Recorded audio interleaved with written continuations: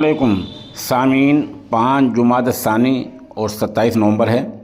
خبر کا عنوان ہے ووٹر فارم کب تک بھرے جائیں گے۔ خبر سنیے۔ الیکشن کمیشن کے مطابق ووٹر لسٹ پر نظر ثانی کے دوسرے مرحلے میں جمع کرائے گئے 63% سے زیادہ فارم 12 ریاستوں میں آ چکے ہیں۔ گوا، راجستھان اور تمل ناڈو میں سب سے زیادہ فارم حاصل کیے گئے، جبکہ اتر پردیش اور کیرالہ اس میں پیچھے ہیں۔ کمیشن نے BLOز پر کام کے دباؤ کے الزامات کو بے بنیاد کہا۔ SIR کا پہلا مرحلہ بہار میں کرایا گیا تھا، جس میں لوگوں کے 65 لاکھ ناموں کو ہٹا دیا گیا تھا۔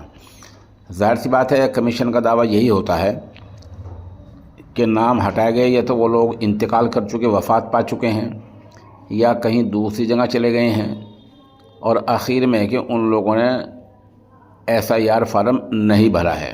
بہرحال جو بھی سچائی ہے، ابھی کل سپریم کورٹ میں اس پر سنوائی ہوئی ہے، جہاں سپریم کورٹ نے آدھار کارڈ کو شہریت کا ثبوت نہیں مانا، بلکہ پہچان کا اور سرکاری اسکیموں کے حاصل کرنے کا ایک بڑا ثبوت مانا ہے۔